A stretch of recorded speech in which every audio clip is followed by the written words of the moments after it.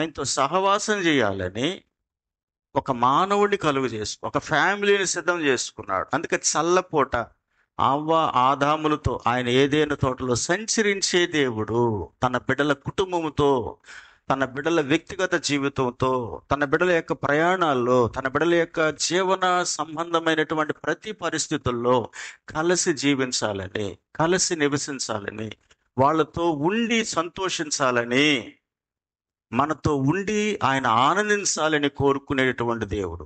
ఇది మనము ఈ ఈ ఈ ఆలోచన మనం మర్చిపోయి ఒకసారి దేవుని మందిరంలోకి వచ్చినప్పుడు దేవునితో సహవాసం అన్నట్టుగా ఉంటాము, వాక్యాన్ని చదివేటప్పుడు దేవునితో సహవాసం అనుకుంటాము, ప్రార్థన చేసేటప్పుడే దేవునితో సహవాసం అనుకుంటాం. కానీ రక్షించబడినటువంటి బిడ్డలు దేవుడు మీలో మీతో ఉండే దేవుడు అంటాడు ఆయన.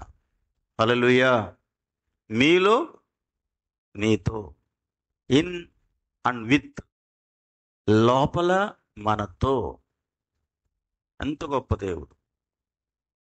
అయితే మనకి ఇది లేకుండా మనం ఉంటున్నాం కదా. అందుకే అంటాడు 139 కీర్తనలో, ఎక్కడికి వెళ్ళుదును?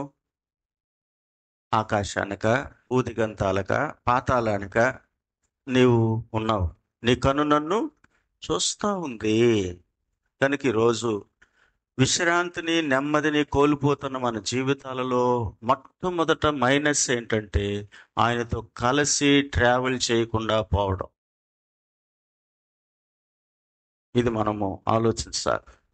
కలిసి ఆయనతో ప్రయాణము చేయట్లేదు, కలిసి ఆయనతో జీవించడం లేదు.